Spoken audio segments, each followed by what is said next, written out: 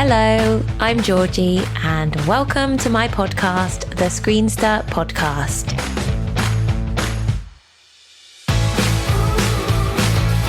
Kevin Pike is my guest this week. In the film and television world, Kevin is best known for his work in special effects on some absolute classic films, including, get ready for it, Jaws, Back to the Future, Jurassic Park, Hook, Fight Club, Star Wars, Indiana Jones, and more, so many more.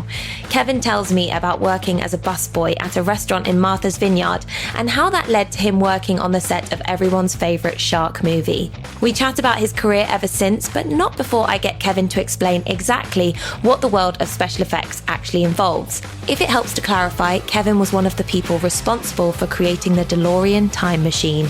If you know, you know, and has been behind so much of the magic you've probably watched on your screens. There was so much I wanted to ask Kevin, like whether he met the dog whilst working on Beethoven. Important. And, well, you'll just have to keep listening. Kevin's work really knows no limits, so please stay tuned to find out more. Here's Kevin Pike. I hope you enjoy.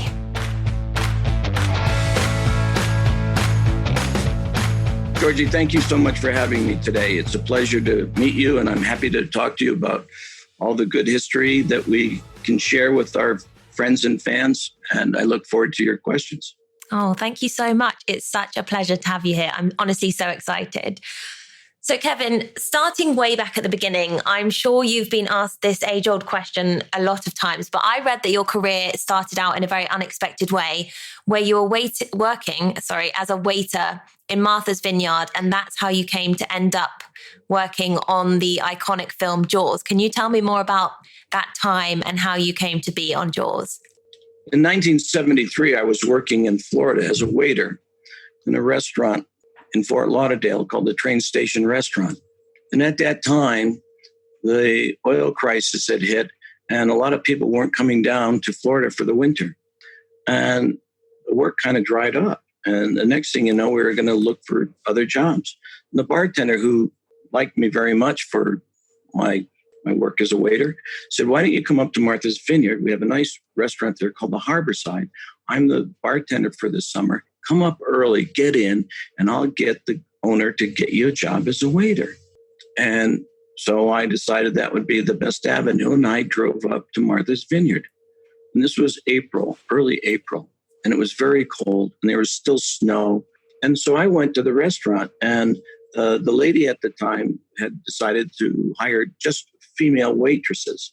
And I took the only available slot, which was being a busboy, which I hadn't done, but I knew there wasn't good money in it. This was a very kind of quiet time for the restaurant. It's before the summer season opens up, and there wasn't a lot of people in there. And in between Good Friday and Easter weekend, on that Saturday, a party of 6 gentlemen came in, and they started talking and had a lot of energy and a lot of excitement and everything they were talking about. And I could hear little tidbits of stories about movies and everything. And so I paid attention to them. I took good care of them all night long. And, they were kind of oblivious to anything else that was going around about them. It's always like the proverbial crap table in Vegas that's always making all the noise over there, and the rest of the people are quietly playing poker or something. And so they had a great time, and then they left at the end of the evening. My job was to bust up the table, and in doing so, I found a valise, a bag underneath the table. And so I tried to run it out to the parking lot to see if I could catch them before they drove away. But they were guests on the island, and they just had to walk to their little hotels in the area. And I said to them, "Did anybody leave this under the table?" And one gentleman stepped forward and said, "Oh my God, do you realize what you've done?" I said, "No." He says, "You've saved my life. Do you know what's in there?" And I said, "No, I didn't look in your bag, sir." He goes, "In there, there's the storyboards. You know what storyboards are, son?" And I said, "No, I don't." He says, "Well, it's like a comic book. When you make comics, only we do it for the whole movie, so everybody knows what we're doing." And I said, obviously, "Well, are you guys going to make a movie?" And they go, "Yeah, that's why we're here, and we're doing this and that and this and that." And I said, "Okay, well, what's it about?" And then that gentleman said, It's about a shark that's going to eat your whole island. And he turned out to be Joe Alves, the production designer. And in about 3 or 4 more days, I ended up going to the post office on a whim, and out came the coordinator for the construction. And he says, "We're hiring tomorrow. Are you ready to go to work?" And I said, "Yeah." April 18th, 1974, started in Jaws. That's amazing. So, Kevin, what did you know specifically what they were going to hire you as? Like, how did they then be like, okay, we need you and we're going to take you along? Like, how did you then end up getting into the special effects department on that film? Well, I lied very well. And when I went up the steps of the post office, this gentleman came out. He was the construction coordinator. And he said, "We're going to start up. Are you ready to go to work?" And I said, "You bet I am." He says, "Okay, it's $3.50 an hour." And I said, "Okay." He says, "What can you do? Can you run power tools, things like that?" I said, "Like what? Cut up stock links, lumber?" And he goes, "Well, yeah, and some other things." And I said, "You just show me one time and I can do anything."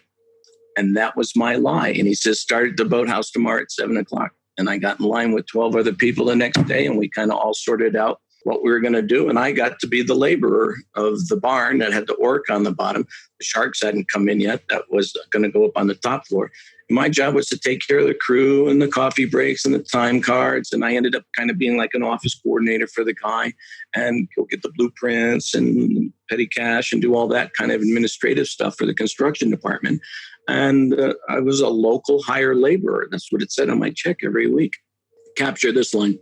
I started on the bottom. Yeah. But that, if there was ever a story of fate, that would be one of the top ones, because right place, right time. Like, do you think if you hadn't have worked on Jaws or been on Martha's Vineyard, that you would have still edged towards the special effects world? Absolutely not.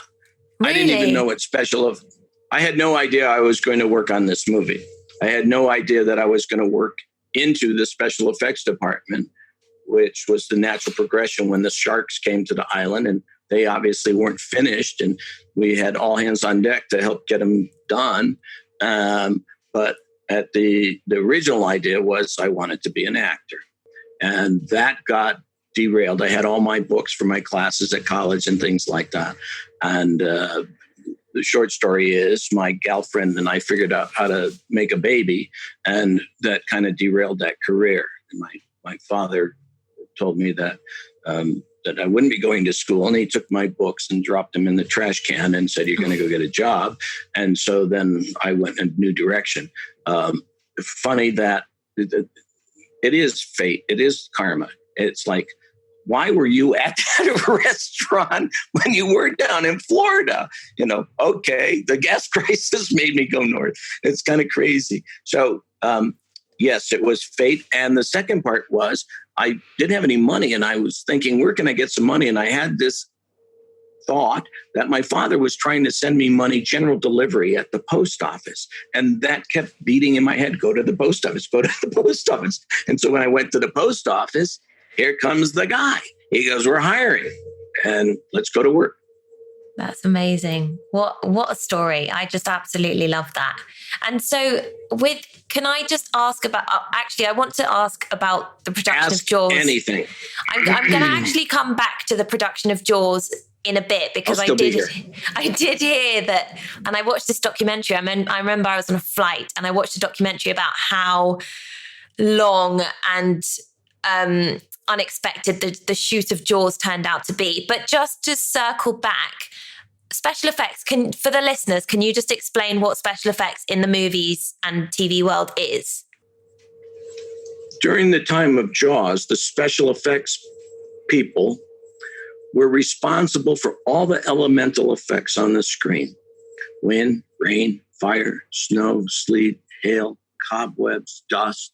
All of that was the main component. Also, with their pyrotechnic cards, they were responsible for all the explosions, bullet hits, any pyrotechnic work. they were also responsible as they came up through the ranks, learning how to build props, make action props, make things work, construct all that the camera's going to see. That's not something that you could just go and get off the shelf like a toaster, like a prop master would, and things like that. So that was what we did. Visual effects was very simple in its elements at that time. There was some blue screen. There was a lot of rear process work where the car's on a gimbal and the people are in it on a stage, and behind them there's a movie playing in the back windshield that can be recorded by the camera alternately to the projector on the rear screen.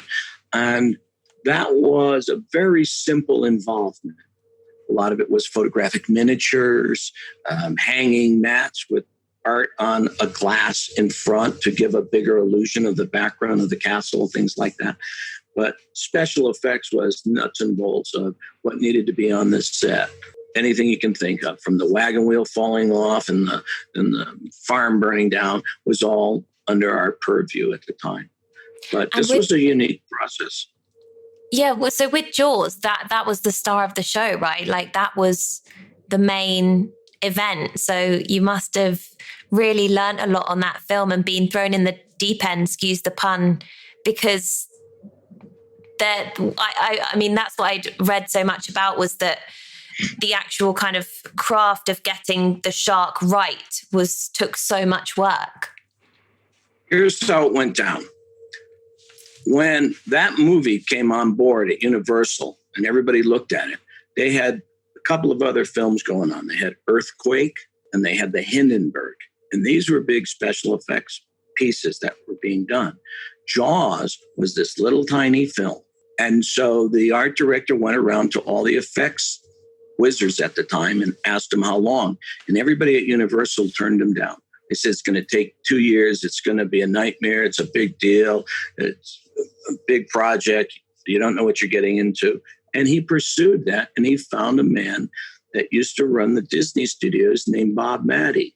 And Bob said, I'm happy to try it, because his lifetime had been in a comfort of working for Walt Disney, and anything that Walt wanted to produce, he would do. I mean, he was famous for this little air-powered solenoid bird that he made.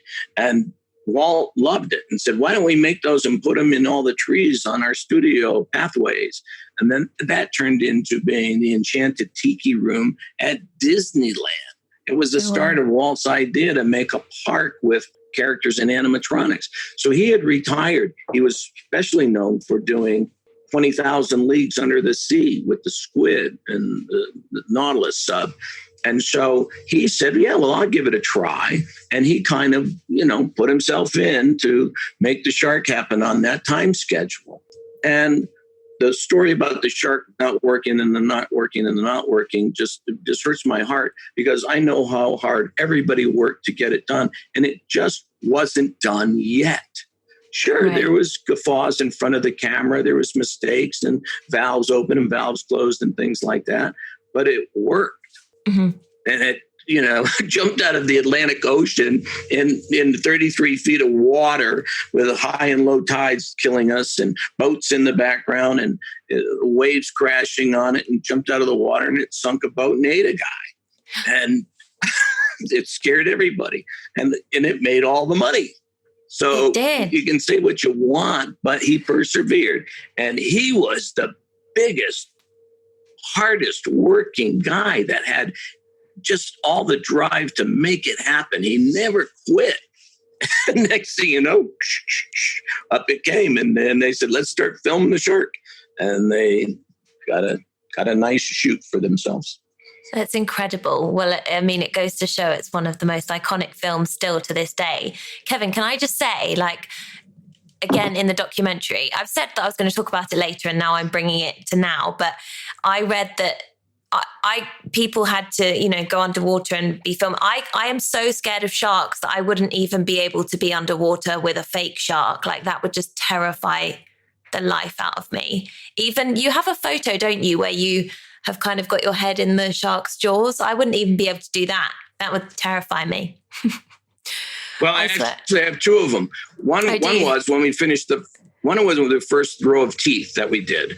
And we kind of got it together and it was looking kind of mean. I didn't have the eyeballs and it wasn't painted.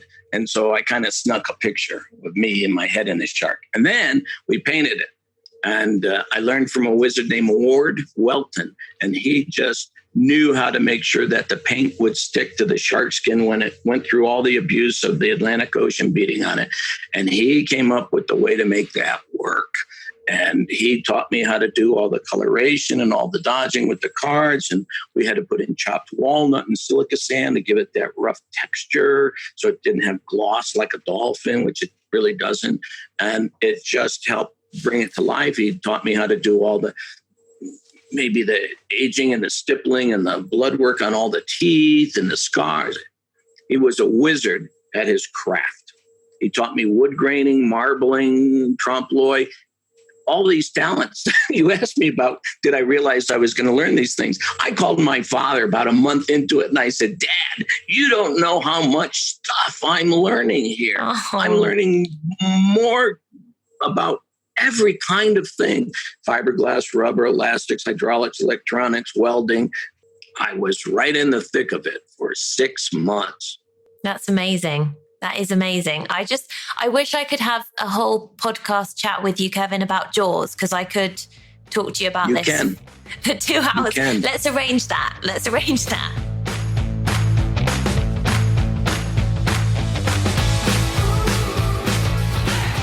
Your CV is just one of the most iconic CVs I've ever seen. The other productions that you've worked on include, but are not limited to, Back to the Future, Fight Club, The Flintstones, which is a personal favorite, Jurassic Park. Yes, see, look at all your posters. I could just look at your posters there. It's incredible. Beethoven, which I also love. Hook, Indiana Jones, the list is endless. Did you have a favorite job to work on, if you can possibly answer that? Sometimes when you start into a production and you feel, well, this is nice, this is easy, these people are comfortable, it's not a lot of pressure, it's not a lot of anger being shouted and demands being made and a lot of timelines, and it's easy to give them what they want. But those movies have never done well. The ones that do well are the ones where the director drives you into the ground and comes up with new ideas and says, we're going to change everything. It's going to be on the ceiling and not on the floor, or we're going to burn it and then we have to bring it back to life, or some crazy demand, or there's a script change in the middle of the night and they've got a new idea. There are times when we got everything ready and they go, well, we're not going to shoot that.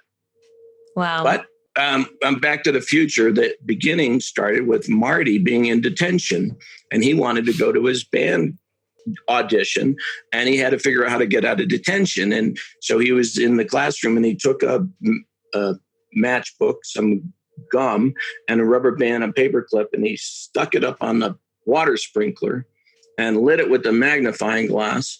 And it caused the sprinklers to go off in the classroom and the teacher had to dismiss the detention. So he ran out the door and he ran to his audition. That was it. Now we had built that.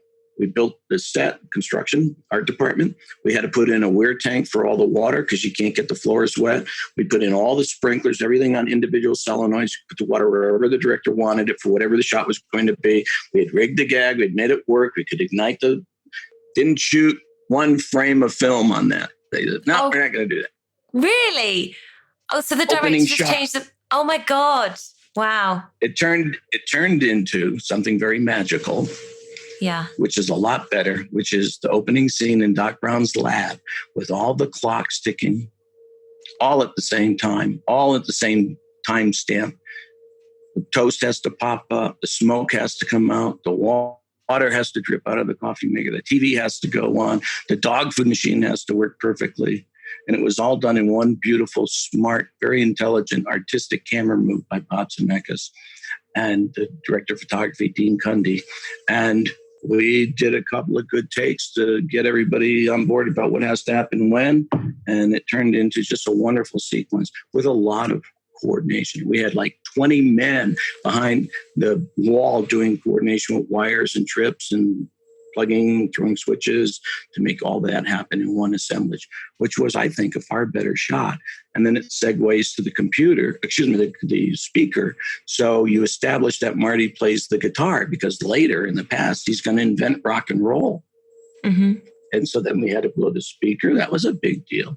With all the elements that were around it was a lot more. You got a guy right in front of the speaker with some pyrotechnics behind it, the wind, all the big releases of everything, the bookcase coming down.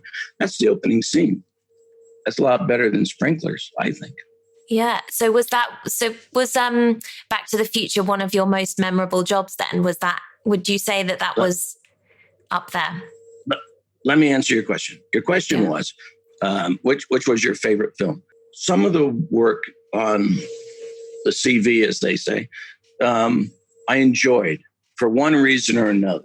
It could have been the location. It could have been that film. It could have been a tender love story that I only had a little bit to do on it. But my point to you is that some of the films that you think are really enjoyable and really comfortable and you really like the people and the stars and everything was nice may not be the biggest feather in your cap. Obviously, Back to the Future and the fact that I constructed the time machine with my crew at the shop with some great input by the art department, obviously, that car is famous around the world. There's over 170 replicas built of the car that we created back in 1984. That show was incredibly difficult. It didn't have the open budget. It was as hard as Jaws to do. And yet, in all your hard work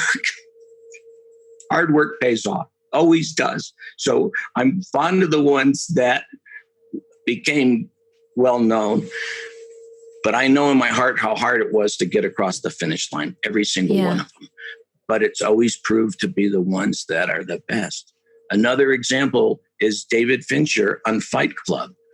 Tough as nails, demanding, wants it right now, wants it reset right away. And sometimes you're dealing with a bunch of things that just don't happen that fast. And he's on his game. He wants it done. He wants to get as much as he can in the camera on film. And he's set out to do that. And he's notorious for his forward motion all the time. I love the guy. I think he's great. I sweated underneath his directions, but I got what he wanted to do. He wanted it perfect. And I like that. That's amazing.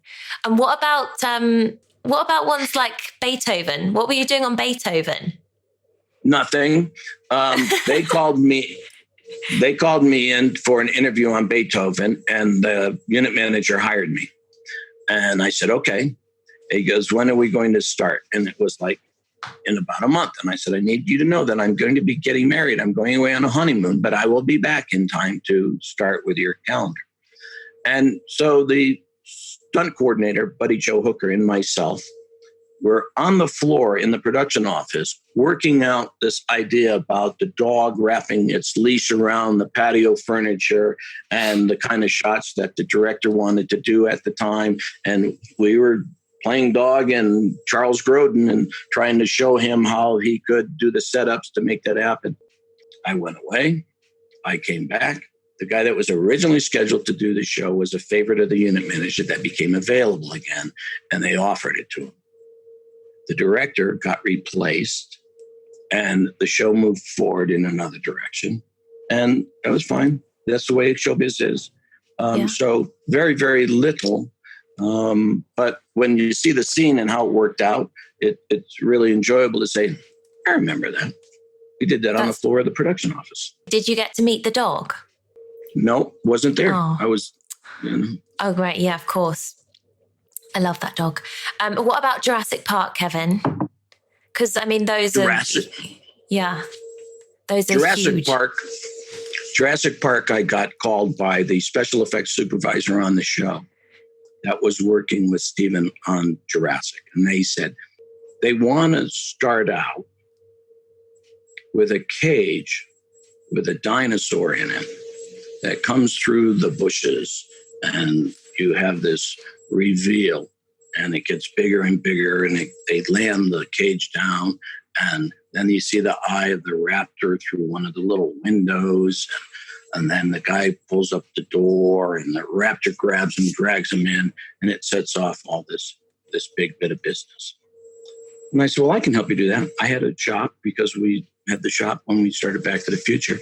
And they knew I had the space and I had the crew, and we could make this very specific prop that Steven wanted. I was honored to do that because it's the opening sequence. And I flashed back to the opening sequence in Jaws when the girl goes out into the water and gets pulled all around by the shark, which we did with a rig and a belt and cables and a bunch of guys pulling. And so I was thrilled to have that association with it, and we made the cage, and he wanted the eye to be looking out a window, and we had to figure out, well, we don't know exactly what window it's going to be, and we took a bunch of plastic rain gutter, and we made holes like a brick pattern all the way across it, so he could put the raptor eye anywhere he wanted, and they still weren't big enough windows for the audience to see more of the raptor inside. We just saw the eye, and we saw the effect, and the guy screaming, and it's a wonderful opening shot, and it helped start the movie rolling. Do you have any special souvenirs from the jobs you've done? Do you get to take anything home at the end?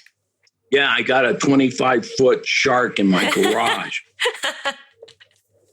Nice. It's not like I handle a lot of the props and, this would be cool.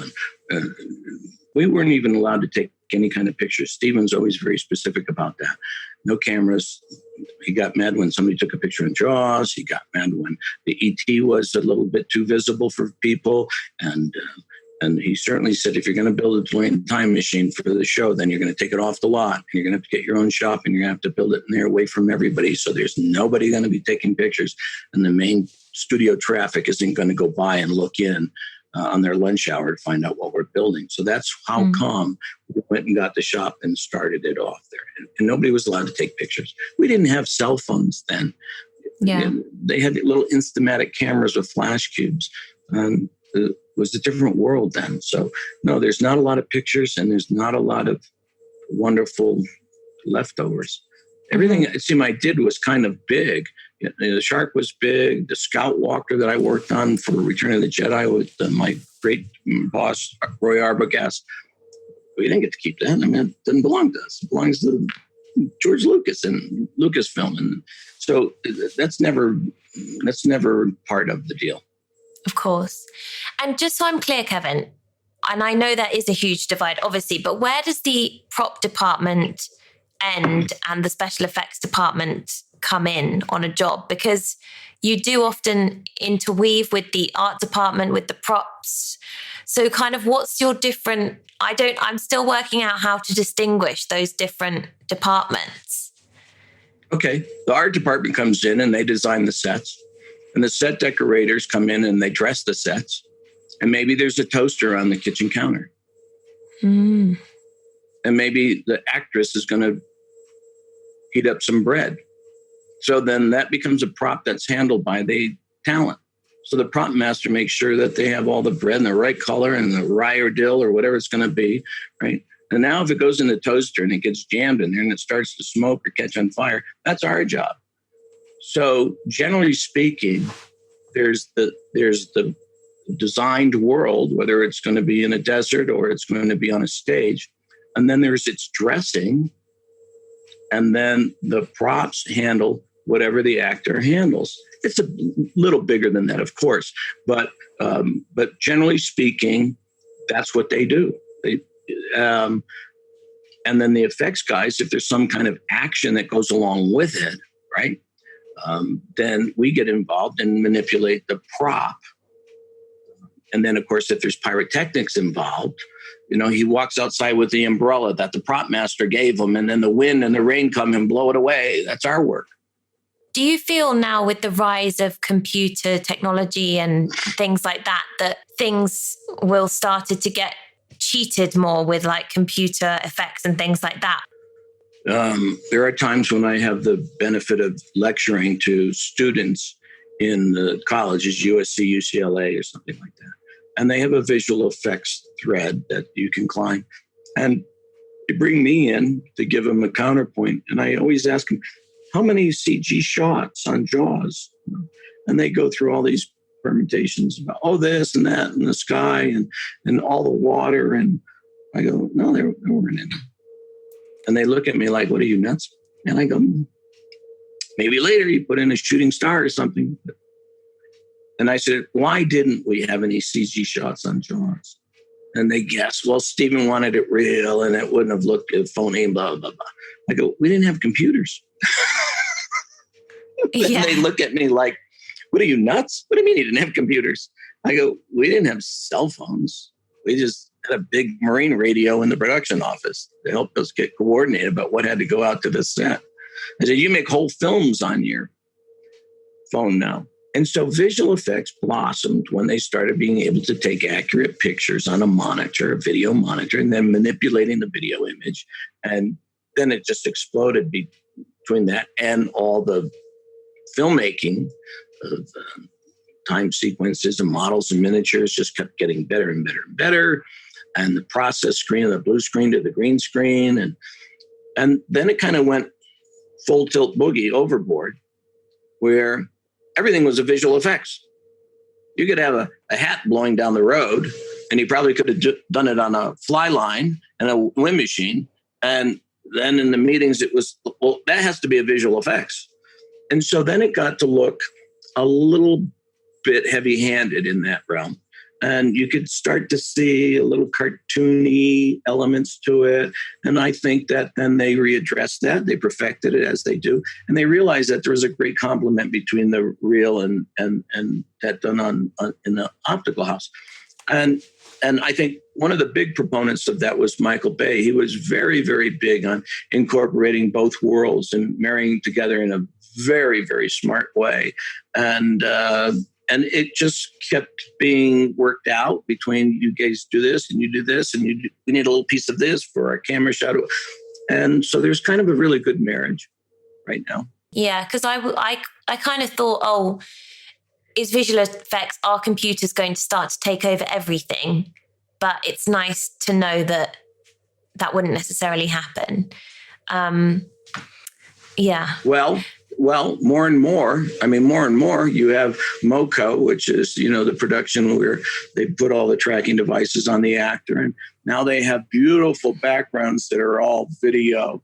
And you can just change them by pressing a button. And the visual effects person is sitting right there on the set, changing those backgrounds for the shots. It's a much more choreographed, involved process with the actor, the set designs, all on these screens that you can just make a new world, much like I can make a new background for this Zoom meeting if I'd like. Mm-hmm. And they have it worked out to a very good science now. And a lot of times you're just couple of actors on the set and the snow field is behind you blowing hard.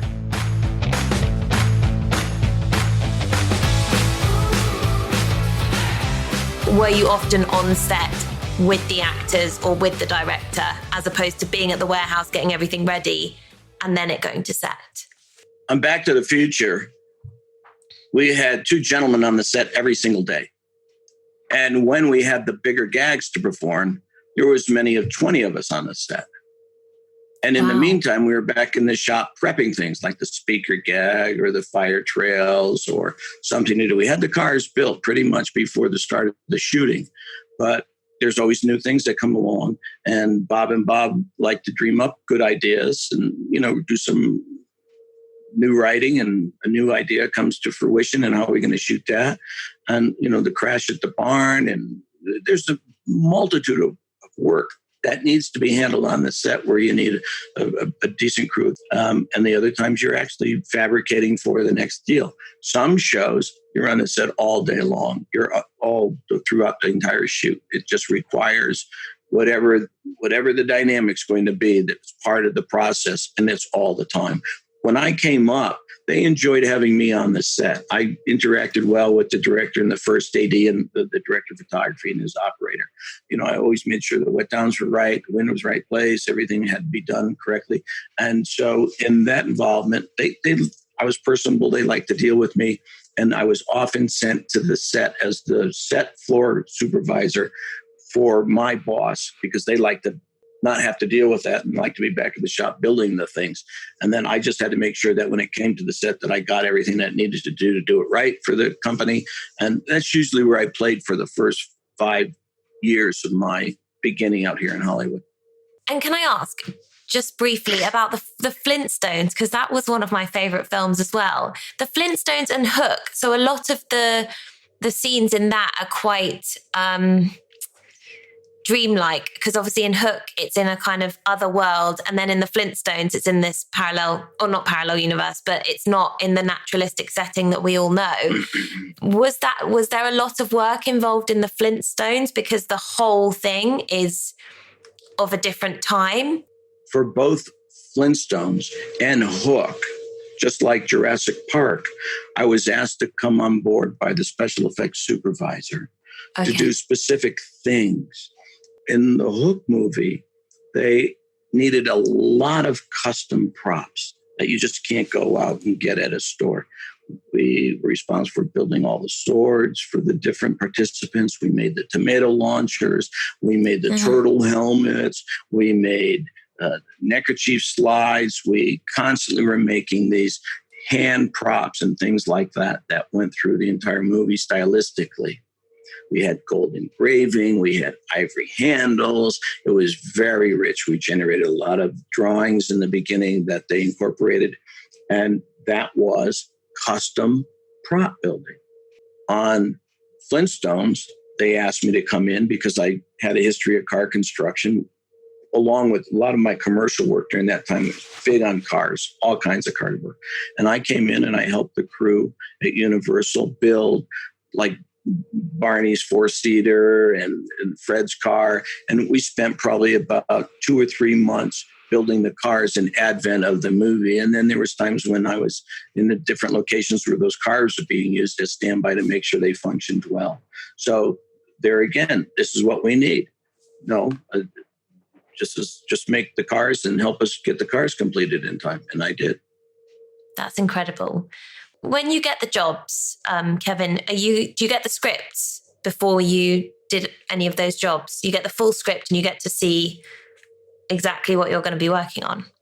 I would always kind of cozy up to the director of photography at the end of a show, because they usually have agents and they usually know what shows are going on. And they usually have a couple of tickles about what might happen.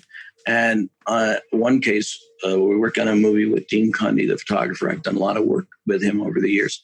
And he said, well, we have something over at Amble. And I think I'd like to put your name in for it. And I said, okay, great. I had worked with Stephen before on several productions. It wasn't like I was unknown over there, but I didn't know Bob Gale, Bob Zemeckis. And one of the secrets that I always tried to do, and oftentimes I did, was I'd call the production, hi, my name's so-and-so, and I'm coming in for an interview, and I'd like to be able to pick up the script, and so I can have a healthy conversation when we meet up with blah, blah, blah. And most of the time they say, okay, come on over and get it, blah, blah, blah, blah. And sometimes it'd be security, and they'd stamp numbers on it so they knew who was getting what. But I'd read the script, and I'd go all the way through, and I got it. So I'm one step ahead of the guy who's coming in the door before me or after me, that he doesn't know what the story is about. And so I always tried to glean the story somehow, in some way. And I would go in prepared. And I go, now let's talk about, and I was engaged already. That's amazing. As well as all of these films that I'm talking about, as you've mentioned, you worked on commercials and you've done all of these other wonderful jobs. In addition to that, you have your production company, Film Tricks, and you've worked as an agent for below the line talent. So has your knowledge of scripts did it lead you into that other area of the industry? Like, how did you then come to want to go into that other area of the industry? After Jaws, they invited me to come out to Hollywood because they thought I'd be a good help. And I did. And I got my days in at Paramount. And I worked my way up from prop maker, prop shop, special effects pyrotechnic supervisor. And I continued to work with all that knowledge. I had done little bits of commercials here and there at the time. I'd done a lot of TV at Universal, famous for the TV. We had more TV going on at Universal. You couldn't get away from it. There were so many action shows happening. Bionic Woman, $6 Million Man, Emergency, Hardy Boys, Nancy Drew, on and on and on. There was always something that you could get help. You could either help on, or it would be your show and you would do your gag and get help out of the shop to make it happen. So it was constant TV, which was very helpful. And yes, I got to be on the set. And yes, I got to see the actors emote. And yes, I got to sit on my smoke machine while I read the script, while I heard the lines and watched the camera move, peeked at the video village and saw what was going on. I got great training in doing that. Cutting my teeth on TV was a big, big boon for me. And then next thing you know, I'm doing features and I'm working on very big shows, either with a supervisor or I started doing things on my own. And I learned even more. And you get more involved with the production because you start very, very early on it. You come from the very first production meeting and discuss the location scouts, and you're going and you get a bigger idea of how the whole thing gets put together as opposed to just your view plain by being on the set for one gag. After Back to the Future, I had this shop that I now had to pay for every month, even though there was no movie. And so I would try to get commercials to keep it floating and flowing in order to make the monthly nut and be able to continue to be available for the next big production that hopefully would come in and make us happy again.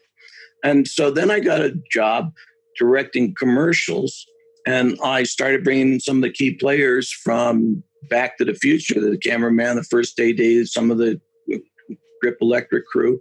And we did these fantasy bits for Mattel. Masters of the Universe was the product. So I kept the shop going with either doing commercials, directing models and miniature shots, motion control work, whatever it was. I'd get a call. Do you have Statue of Liberty that's 6 feet tall? It's purple. I go, when do you need it by? Well, we need it by Friday. And I go, yeah, I got one. And then we'd go out and get the foam, we'd bring in the sculptors and we'd carve it up and we'd hard coat it and then we'd paint it up and then we'd deliver it. So it was that kind of resource. When you have this overhead, and what you have to do is all commercials are firm bid.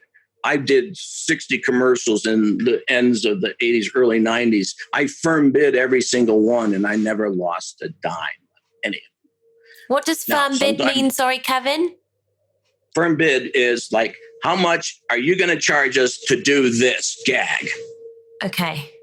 It's not like you're working at the studio where they pay you your wage and they pay your rentals on your trucks and your equipment and your shop and things like that. This is, we want this car to go off a cliff in some mountain in California and we need to have it done and we want to know exactly how much that's going to cost. And you eat that if you don't get it right. And I never lost on any one of them. That's amazing. And so was it your ability to pull together different crew members that got you interested in then becoming a talent agent? So what happened is there was a lot of times during our triannual raise increase with studio negotiations that it just got less and less and less, the economy. And then Canada started to be a go-to place. And a lot of the work went to Canada where you couldn't always go and work. It went to other states. It went to New Orleans. It went to Atlanta. It went to Wilmington, North Carolina. And so they were trying to find a lot of ways to use local hired labor and save on their costs of making the movies. And the effects guy rate at the time, at the height of our career, percentage-wise, was just decreasing over and over again to the point where we didn't have a lot of work. There wasn't a lot of work for the people that were my age. Only the older established supervisors were just getting the top creme de la creme, and the rest of the guys were working for them or not working. And as they continued to make their deals in order to compete with this minimal margin, they underbid each other back down to a scale price that wasn't any good. And I had a very successful time in the business by being able to make very good deals. Good deals for my guys. You have to get good money for them. You get better help. You get a better product. And I made good deals for myself on a lot of situations. And so it's something that was inherent in me. And when the special effects people were really getting no money, I decided that, you know what, I'm going to be a special effects agent and I'm going to represent these guys. And if I can get them all together because they have pyro cards, then the studios have to come to me. Now, the lads didn't climb on board with that idea. There was too much jealousy, too much infighting, too much insecurity, and they couldn't see the benefit of my plan. So I started taking on other below-the-line crafts. There was music video, makeup people, and I ended up with wardrobe sound, and makeup, hair. I had 41 clients of all the different disciplines in below the line.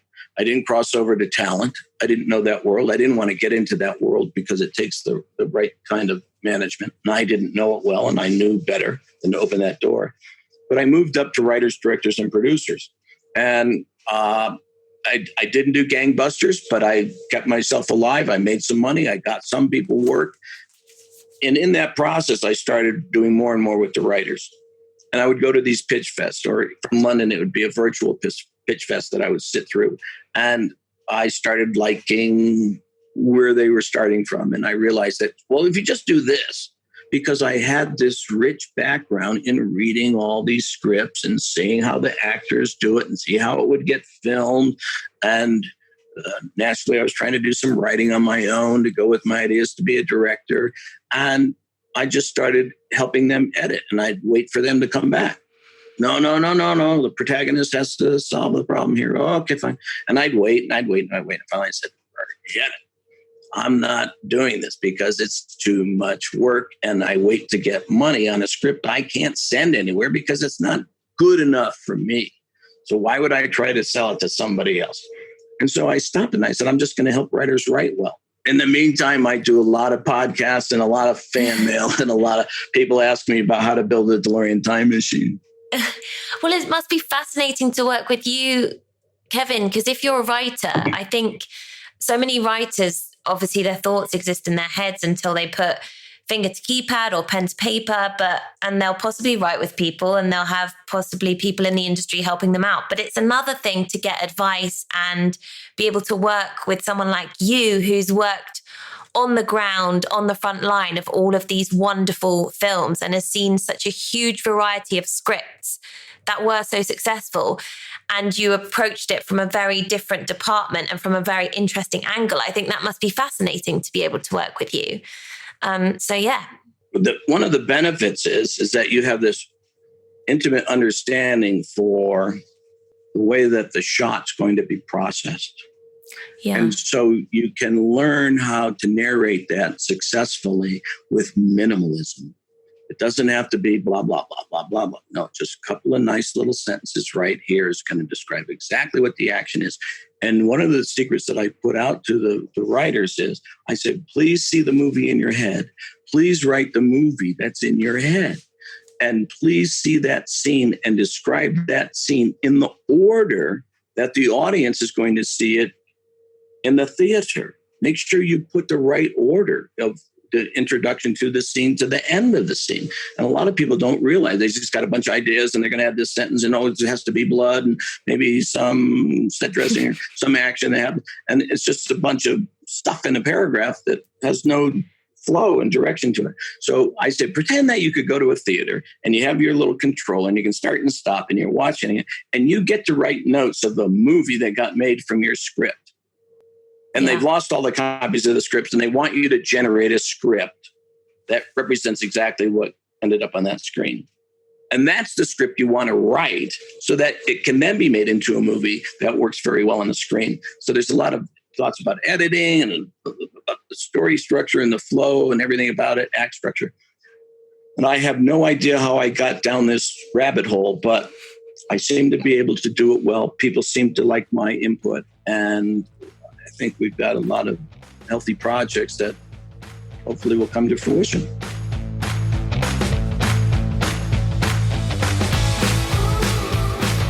One thing you touched on earlier about how, you know, your route into this other area of the industry was in reaction to things starting to shift and to pay starting to shift. Obviously, there was a time where Hollywood was this big thing, but then things started getting moved out and then things started getting moved to Canada. Has it really shifted? Because I feel like the 90s, the 80s, 90s, and sort of early noughties were like this golden, well, time in my childhood at least. I guess it depends how old you are. But do you feel like things and the industry has changed, like with the way things are getting filmed in like Belfast, Canada, with the way TV is more on the rise now than studio films? Are studio films just kind of less and less, and it's more sort of like TV and things? When I came to Hollywood, I had the benefit of starting while we still had the studio systems. Paramount was Paramount. Warner Brothers was Warner Brothers. You could work for Columbia. Fox, there was all the major studios, and that's who you worked for. There wasn't a lot of independent.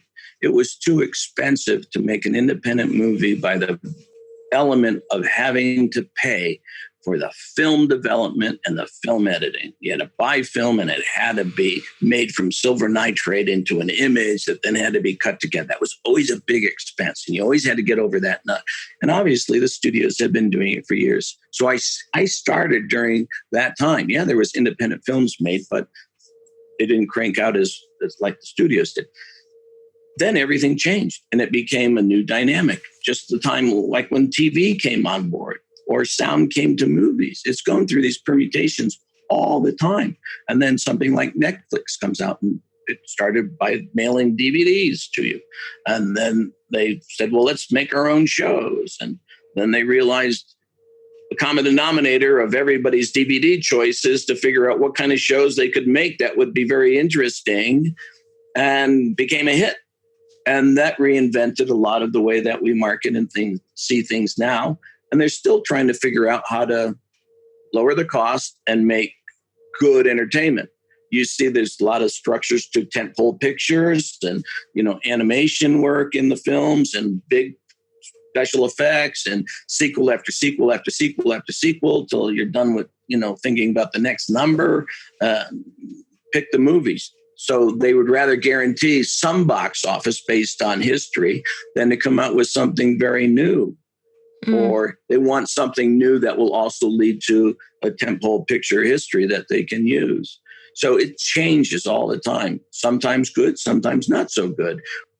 I guess lots of people sometimes to an extent wish that life was like the movies. I certainly did when I was younger. And then you grow up and you realize life isn't like the movies. But if we know that we can't be Indiana Jones, and we know that dinosaurs don't exist anymore, why do we love the movies so much? What is it about immersing ourselves in a fantasy world that is so appealing? It's the escapism to an alternate reality that emotionally takes you away, and it doesn't hurt. You get to go back home when the movie's over, right? You read the Harry Potter books.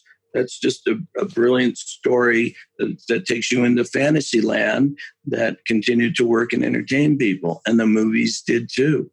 It's a different medium, and it makes you feel good because you have this moment of escapism, or 2 hours in the dark, that you don't have to think about the problems with your money, or the car doesn't start, or issues at home, or how you're getting along in your relationship. And you come out and you go, wow, what did I just see? Yeah. I think that what's interesting is there can be that crossover where films can come into your reality. Like, I don't know, you watch a film with a pilot in and you think, oh yeah, I actually do want to be a pilot. And I think what I find interesting is there's a tiny line sometimes where I feel like that fantasy can sometimes cross over into your reality, just a tiny bit. You can get visibly moved by an actor's performance. How many people wanted to be Rhett Butler, Clark Gable, right? How many people wanted to be Errol Flynn's swashbuckler, and all of the heroes and all the abilities? And you can watch a rom-com, a romantic comedy, and get inspired to see the relationship and how your relationship is working or not, or the kind of person you say, that's the kind of person I'd like to find. So obviously, on the emotional side, there's a lot of input that's gleaned from the storytelling. And the other ones that are more fantastical, there's a lot of enjoyment to being able to go to a world like Hook or the Flintstones and say, that would be a lot of fun. And you get happy. Majority of the films are upbeats. There are some, tragedies and downers and things, and you come out, but it promotes your empathy. And in doing that, you become that other 10% of the structure about why you enjoyed that film. Yeah, absolutely. It's just magical, isn't it? I love it when it can have like a tangible impact on your actual life, whether it's just to inspire you to do something maybe, or make you feel less alone, or take you away to another place. I've got 2 more questions, if I may. Yeah, what do you do to kind of separate your movie life and Kevin the person? I'm writing every morning with a student for a couple of hours, and they're everywhere in the world. I have clients in Italy, I have clients in the Netherlands, I have a client in Colorado, and somebody in the Valley's writing a sitcom, a romantic sitcom, and TV, different medium. So that's every day. I get up, I get ready, I turn on. The benefit that I have is I've never had writer's block. I'm just able to pour out, well, how about this? Well, let's try this. And I solve their problems story-wise, usually very quickly. And it just comes from the experience between what I've learned visually and been involved with and reading the scripts. And I started my 48th year. And so I write every morning with them, which is why we started at my noon. And then on Mondays and Wednesdays, I'm taking a class at the college on script analytics for plays, because I have 4 ideas in my head that are smashing around that work in the theater medium. And I'm trying to figure out how to write those as well as I'd like, or at least professionally, or an attempt at it, versus everything I understand about reading sitcom scripts when I did a lot of that kind of work, and feature-length scripts. And so it's been very helpful and benefit. So I don't know what I don't do. I only know what I do. And I'm a very busy guy, a very busy-brained guy. I'm always thinking about something. I'm always trying to do something. I always have an idea for something. And I like it that way. That's the way I like my life. I like to be busy. I like to do things. I love people. I like to engage with people. My 2 best programs of being able to stay on track and stay as creative as I am is I make sure I sleep well. And I'm in a place right now, it's extremely quiet here. There's not a lot of other noise or things like that. And the other one is I meditate every day, formally, and I work that with my mind's expression to put me in the best place I can be emotionally as a human being. And those 2 actions have helped me become the creative guy that can help people's problems every morning with what they want to write. That's so nice. They say if you meditate for just 10 minutes, those 10 minutes can open up so much more time in the rest of your day. I do it 40 minutes a day, every day. Wow. This is so good. It's kind of like yoga for the mind. Exactly. Yes. Yoga for the mind. Whoop. And also just quickly going back to what you were saying, how you go on podcasts and stuff. I am so appreciative of you sitting and talking to me. And I know that you've done interviews before, but it's so inspiring and generous of you to share your knowledge with people. And I know people like me and people who are going to listen to this podcast are so grateful that you do that. So thank you. And it's so, so wonderful that you do that. And I'm very happy to do it. I'm very happy to help people. And if they have one takeaway that meant something to them, or they learned something, or they just enjoyed it, or they enjoyed some history in the background, it makes me happy that they're happy. Oh, that's lovely. That's really lovely to hear. Final question, Kevin. What have you been watching recently? You're going to say you haven't watched anything, aren't you? I don't think so. You have to understand that for the last 2 years, I've lived alone up here, and it's cold, and sometimes we're snowed in, and then we had COVID. And so, yes, I'm a big fan of the Criterion Channel, I love the older movies. They're very respectful. They always give behind the scenes that are a wealth of knowledge. And it's just enjoyable, just enjoyable. Is there anything you're enjoying on Netflix? Find that I generally get fulfilled more quickly by going to the Criterion channel. You can sort the films by decade. You can sort them by genre. You can sort them by country. You can sort them by director. It's grand. It's grand in its algorithm. Okay, let's do that. Let's do that. Film noir, 50s, black and white. How about Italy? Okay, good. Amazing. I've got a few Netflix series to finish off, Kevin, and I'll go back. I'll go back and I'll watch Criterion Channel. I feel like my dad would be a fan of that as well, so I'll let him know. They're running all the Preston Sturges right now, so he'll probably know who Preston Sturges. Okay, I will do. Well, Kevin, thank you so much for talking to me. I've been excited about this for ages, and I have loved this conversation. So thank you.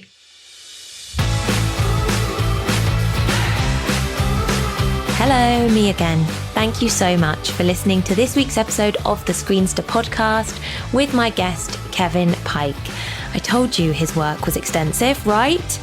I really hope you enjoyed, and if you do enjoy the show, please do leave me a 5-star review. I'm sorry to go on about it, but it really does help to make a difference in getting the show out there, getting more people listening, and just generally, spreading the word.